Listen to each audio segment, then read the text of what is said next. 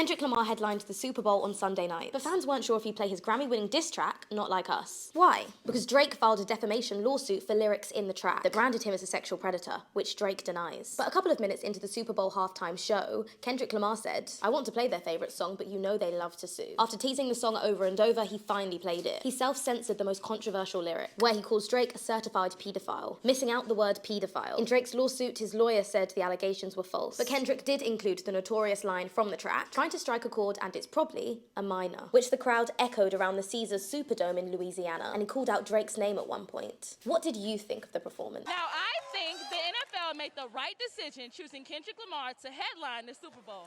What do you think? Kendrick Lamar's Super Bowl halftime show was not about Drake. It was about America's blinding obsession with entertainment. I'm going to tell you why. First shot of the whole thing, X, square, triangle, circle, the symbols of Squid Game, where the rich exploit the poor for their own entertainment. We then see Samuel L. Jackson dressed as Uncle Sam, an American wartime character that represented the US government, encouraged people to sign up for the US Army, announcing the performance as the Great American Game. After Kendrick performs the Unreleased Bodies and Squabble Up, Uncle Sam then reappears again, complaining that it's too loud and too reckless. It's not playing to Uncle Sam's script, so Kendrick turns up the heat even more by playing damn classics Humble and DNA between a divided American flag. Kendrick then goes on to perform Euphoria and a few bars of Man at the Garden before Uncle Sam appears again, saying, "Scorekeeper, deduct one life," suggesting that if you step out of rank, there are no second chances. Enter SZA to perform Luther and All the Stars. Sam then appears saying, "That's what America wants," suggesting that the more pure pop hooks of Luther and All the Stars fit his agenda much better. Going on to say, "Don't mess it," and before he can finish, Kendrick cuts him off by dropping into Not Like Us and TV Off. Serena Williams held quite a significant position crip walking during Not Like Us. She's not only an ex of Drake, but a few years ago she was ridiculed for crip walking at Wimbledon, i.e. not fitting into the standards. I think for Kendrick, Drake represents the conveyor belt entertainment that distracts you from real art and the important issues. The fact that you were so invested in the beef between Kendrick and Drake sort of proves his point. Kendrick rapping totally live, getting involved in all the choreography, really showing that art should be used to empower, not just entertain. And all of this on the biggest entertainment show in the world. Worst Super Bowl halftime show ever. No, just no. Can I speak to your manager? Becky decided to drop in and give us her opinion. Before I start this, can I just address one thing? Don't worry, honey, I'm going to be addressing several things, but I just want to go with this one first. The shine on your face is really distracting. Just add a little bit of powder, okay, to your T-zone, right there. You can put some right there as well, and that way I don't see my reflection in your face when you're talking. Now, you made the decision to watch the Super Bowl halftime show tonight. My guess is you already had decided that you were going to be critical of it. You just strike me as one of those people, you know, the type of person that's still really angry that Beyonce won all those Grammys last week because she just doesn't deserve it. But anyway, while you were wiping, just slapping so much mayonnaise on white bread, the rest of us were really enjoying the performance. See, there was a lot of symbolism. The choreography was insane, and the artistry, oh my gosh, chef's kiss. But you couldn't understand that because your bias blinds you. Although you're probably going to wake up tomorrow morning and wear this sweatshirt that says, "I get by on Jesus, messy buns, coffee, and gangster rap," although you wouldn't understand the messages that come through in R&B and hip hop. Here's some things. Raisins don't belong in potato salad. And you strike me as the type of person that really needs to hear that. Okay? It doesn't. You need to spend more time watching videos that are created by people who do not look like you, talk like you, act like you, dress like you, or worship like you. And I know that's going to be a stretch and it's going to be a challenge, but that is the best way that you can stop asking to talk to somebody's manager, okay? It's going to, again, interrupt your precious time with writing and reading Yelp reviews. It's just, you're going to have to sacrifice something, okay? Second, I need to point this out. This is like super important. You spend a lot of time pulling slivers out of your neighbor's eyeballs. When you have a giant fir tree lodged so far up your ass, it is coming out of one of your eyeballs. Okay, honey? It's a forest up there. All right? I know tonight was a disappointment because you were really hoping that Lauren Daigle would just stay and that Kendrick was just an accident in the program and that you would get to hear Lauren Daigle with a surprise guest star of Lee Greenwood. Unfortunately, that didn't happen for you. Fortunately for the rest of us. Thank God. All right, so to recap. No one needs your opinion. Get off of Yelp and start listening to people from other cultures because your bias and your privilege is overwhelmingly blinding you. And it's suffocating your ability to learn from other people or just to be a good human in general. Me on move. Sit down. Lamar at the Super Bowl was whack. That was one of the worst halftime shows in recent memory. First of all, Kendrick Lamar is not mainstream. Like, people do not know those songs. The white people at the Super Bowl party that I was with, he may as well have been speaking Mandarin. All right, because nobody knew these songs. Nobody knew what he was rapping about outside of Not Like Us, obviously. But nobody knows these songs. Second of all, Blinkety Black Black, I'm So Much Blacker Than You. Halftime shows are very passe. Like, that stuff peaked in the BLM era. It's very not of this moment. It very much does not work. And also, it's been done better. So at this point, nobody cares. Third of all, 43-year-old mother of two Serena Williams in a bad blonde wig, like crip walking, is embarrassing. Like, I'm embarrassed for her. She should be embarrassed for herself. It's just all really, really passe. There is nothing about that halftime performance. First of all, no one gives a fuck what a room full of motherfuckers who think salt and pepper is spicy thinks. Your white friends are not mainstream media. No one gives a fuck about their opinions, quite honestly. Y'all have no problem with the league being bliggity black, black, black, black, black, black. A bunch of black men getting CTE. Y'all have no issue with that. With the league being predominantly black. A bunch of black men doing a sport for their entertainment. They have no problem with that bliggity black. And second of all, didn't you get jumped by a bunch of white supremacists that support Donald Trump at a debate that you intended for Donald Trump? And third, and most important of all, what did I tell y'all at the beginning of the year? What did I tell y'all? I'm not letting nobody play with black women this year. I'm not letting nobody play with black women this year. And it's not lost on me that you tried to imply something when you mentioned Serena Williams. Because you said 43-year-old mother of two. But you intentionally didn't mention married mother of two. And that was intentional because you're anti-black and you hate yourself, We all know the stereotype that's associated with black women and single motherhood. So you intentionally didn't acknowledge the fact that she is a married mother of two. And also, you said that you were embarrassed for her. Let's talk about Serena Williams for a moment and her accomplishments and why it is that at her age of 42 being married to a fucking millionaire, with two beautiful fucking children, she can do whatever the she want to do. 23 Grand Slam titles, 4 Olympic gold medals, 73 Women's Tennis Association titles, 319 weeks ranked as the number one, 319, and 186 of those were consecutive. So for 186 weeks, she was the motherfucking best. At the same time, over $94 million in prizes. Held 4 Grand Slam titles at once. They labeled it the Serena Slam. They labeled it the Serena Slam because she held 4 Grand Slams at one motherfucking time. Nobody else has done it. Not only is she an accomplished athlete since she was a teenager, she is now an entrepreneur with a makeup line that's actually good. And you are a black Trump supporter that got beat up by a bunch of other white Trump supporters and then went on the news crying like, they were mean to me. And that hairline is terrible. That is what you should be focused on. But you feel bad for her. You're pathetic. Your life must be so miserable. Oh my God, I know you cry yourself to sleep every night. Every night. While she's laid up with a millionaire who loves her so much that he posts his love on billboards. And you, a gay black man, is on Fox News almost every week tap dancing. Look at me, I love you guys, don't be mean to me. What a disgrace. I'm also seeing a lot of complaints that there were no white singers on stage with the choir. It was an all-black choir, and that there were no white dancers dancing with Kendrick. And I just want to know, like, why do white people think that they would be offered those roles based off of skin tone alone? based off of skin color. Like, we don't give out free handouts in this country. Okay, you gotta work for. White people, y'all might just have to work twice as hard to be half as good as some of those black dancers. Like, I'm sorry, they just outdanced y'all. Like, if you wanted to be on the stage with Kendrick, like, you're not gonna get in just because you're white, because of diversity. Like, you gotta beat out the ones that are there.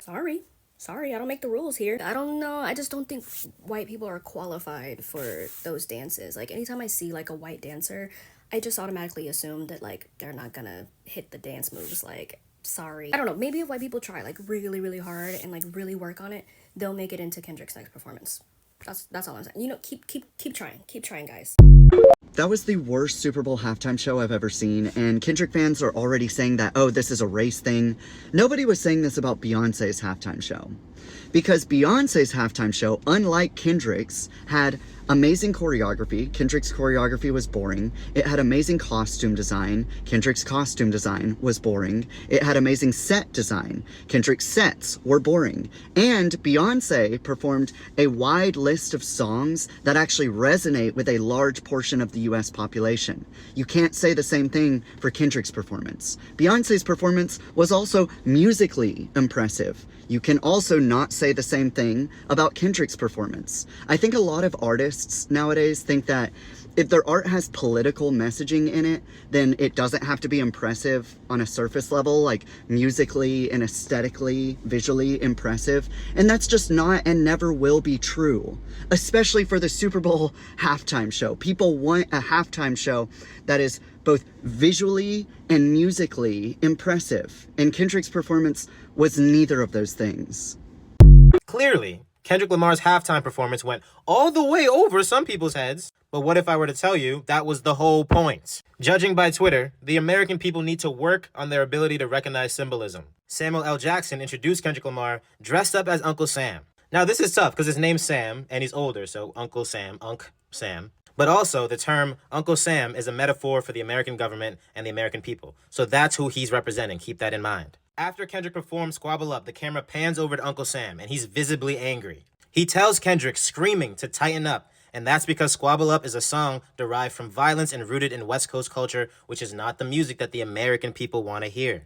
Symbolism. A few songs later, Kendrick brings SZA out, plays the mega hits, Luther, All the Stars. Uncle Sam says something to the effect of, "Here we go, that's more like it, this is what the people want to hear."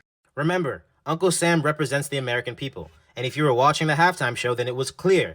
The crowd reacted more to those songs. That is not a coincidence, rather it was done by design. It was the entire point. So if you're one of those people on Twitter talking about that show was ass, my question to you would be, how does it feel to be made fun of on national TV and have no idea what's going on?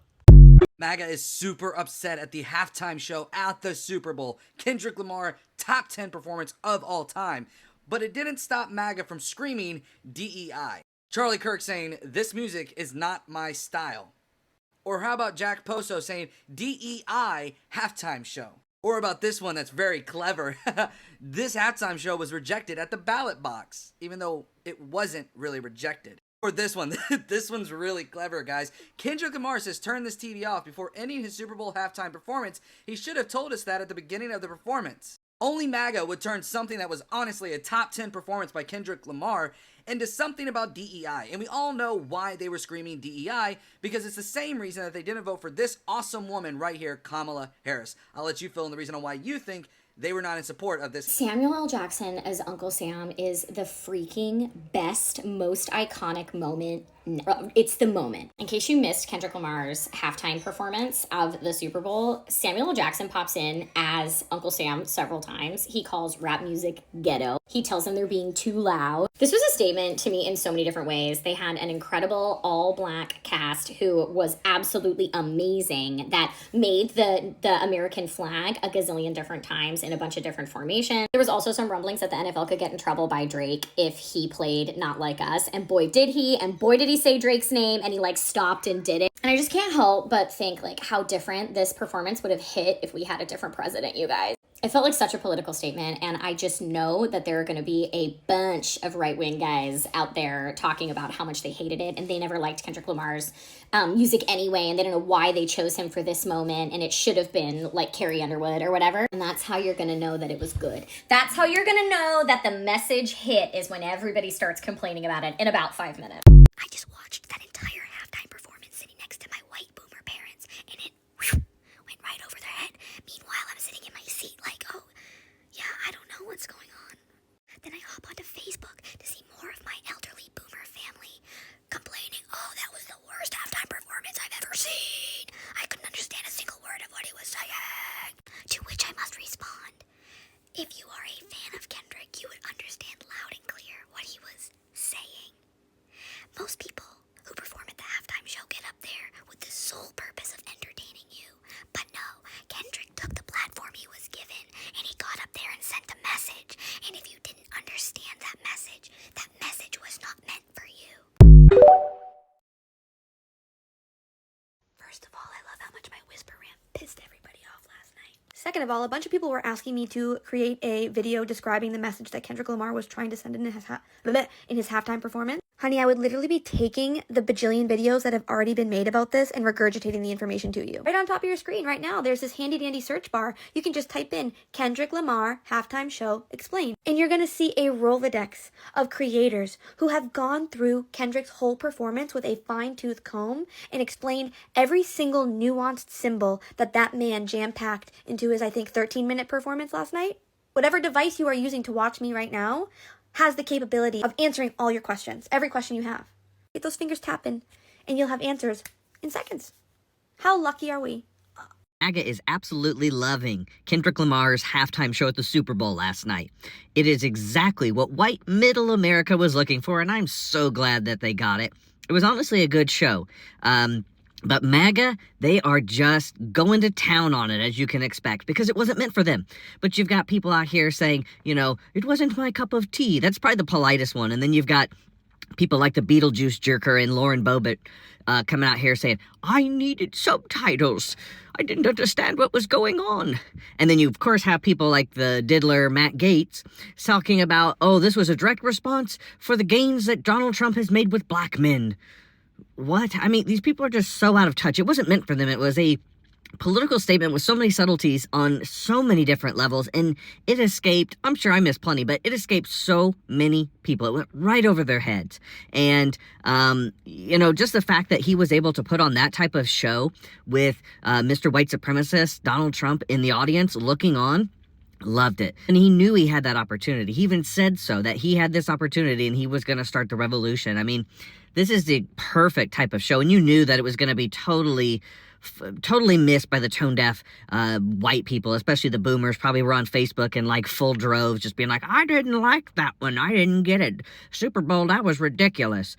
Because they just want to see Paul McCartney up here blasting out hits and things like that. But that's not what it's about. It's about culture and the NFL bringing people like this to the stage. I mean, he's a huge artist, and to be able to have his political statement with Samuel L. Jackson as Uncle Sam and everything else, like that was the perfect counterbalance to Donald Trump's white pasty ass up there in the suites or whatever he was in. So unfortunately for MAGA, they're just going to keep bitching about that halftime show, but oh well.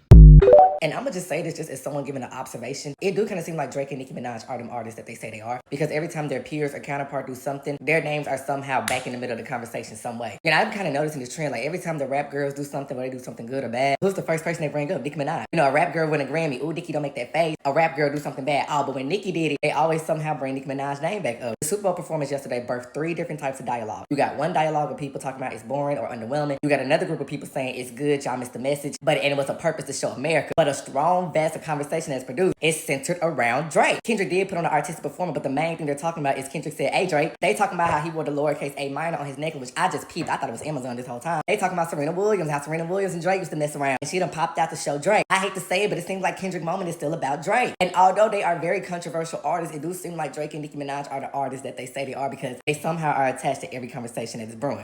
MAGA is super upset at the halftime show at the Super Bowl. Kendrick Lamar, top 10 performance of all time. But it didn't stop MAGA from screaming DEI. Charlie Kirk saying, this music is not my style. Or how about Jack Poso saying, DEI halftime show? Or about this one that's very clever.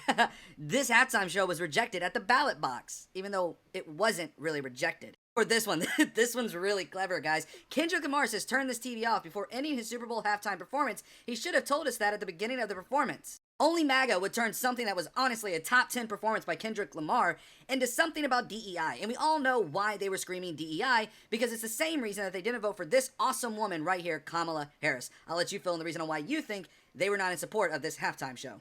My honest opinion on Kendrick Lamar's Super Bowl halftime show. Say Drake. This man said that with his whole chest and looked at the camera and smiled. He won the beef, swept the Grammys with the diss track, and got the whole Super Bowl crowd filled with rich people, celebrities from all around the world, and the president of the United States singing A minor. Drake fans, y'all ain't got nobody to blame but Drake. He should have won the beef. Kendrick had Samuel L. Jackson dressed up as Uncle Sam, looking like something straight out of a Spike Lee movie, saying that you need to get the crowd right. SZA showing off them vocals because, man, you listen, I love me some SZA. I'm not gonna lie. She did her damn thing. As far as the performance go, the performance was good. It was cool. I enjoyed it. Was it the best Super Bowl performance of all time? No. But to come out and just say it's not entertaining because you're a Drake fan, that's just straight up hating. You're just a hater. But Kendrick Lamar did his thing. But I think he dropped some freestyles and some unreleased music, and it sounded really good. So I hope he dropped those soon.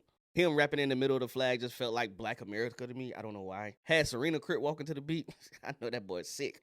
Why are you like this? And there are still people mad that Lil Wayne didn't perform, and my rebuttal to them is, did you watch the pregame show? They brought out a bunch of locals from New Orleans. They had the marching bands out there. They had some jazz musicians. They had an all-female band that was really good. Master P was out there. I mean, they showed a lot of love to the music that's in NOLA. Showed tremendous love and support to the tragedy that happened on New Year's Eve. Now, should Lil Wayne have performed the halftime show? I don't think so. I think this was the right choice. Coming off his victory over hip-hop's biggest rapper, so yeah, this was the right choice. Lil Wayne fans, you got nobody to blame but Drake. He should have won the beef. I had a great time watching it. It was a rap concert, and he did a lot more than I expected he was going to do. He had dance choreography, symbolism, and the tracks flowed. It was 1,000 times better than that weekend performance, I'll tell you that. You really about to do it? 40 acres in the mule, this is bigger than the music. You really about to do it? Yeah, they tried to rig the game, but you can't fake influence.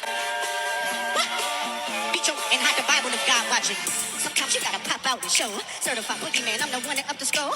All right, I'm not somebody who watches the Super Bowl. I will wholeheartedly admit it. I will see highlights later. I'm fine with that. I'm not a big sportser, but I am down with the entertainment. So the halftime show, I know I'm going to catch it later. And this year, I've cut it over and over and over again. And there's two sides. Just like everything, we have to have all these sides to it, right? And we got to argue with each other. So let's talk about that, because that's really what this is about, is a whole big argument. Now, there's a lot of hidden messages in the performance, and I love it. I absolutely love it. This reminded me, actually, of the video This Is America by Childish Gambino. Each time you watch it, you're going to see some new hidden message just hiding in there, acorns all over the place. I'm seeing a lot of people say that the performance was lackluster. Like, oh, this was so lame and what a horrible performance. I mean, I disagree, because artistically speaking, it hit the mark. And maybe you just don't understand what it is that are in those hidden meetings. Like, even the start of this video opening up 40 acres and a mule. Like, do you even know what that's about? I mean, that's the history that they want to erase. But here we are, 40 acres and a mule, which was promised to each person who was enslaved in this country. But did that happen? No. Now, that's an entire history lesson that I could walk you through later. But right now, let's talk about today. Because today, we're seeing comments about the performance that look like this. DEI halftime show. Yeah, that's not meant kindly, meaning it's a shitty show put on by a person of color. I'm pointing that out. So it has to be DEI higher, which makes 0 sense at a football game where you have a rapper performing. But hey, be racist all you want.